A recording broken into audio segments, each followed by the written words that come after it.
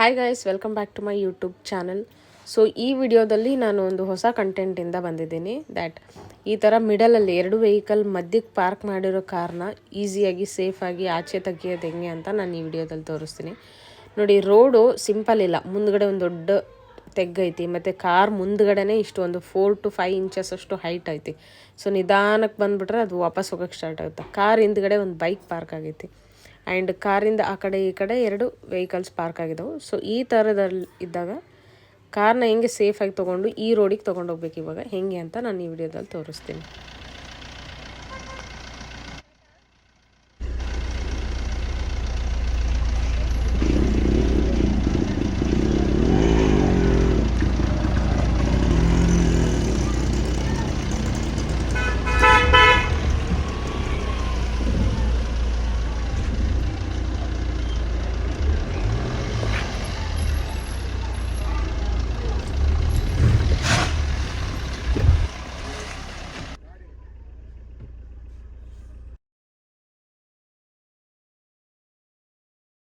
Stop ಮಾಡಿ ಮತ್ತು reverse ಆ ಮಿರರ್ ಓಪನ್ ಮಾಡ್ತಾರೆ.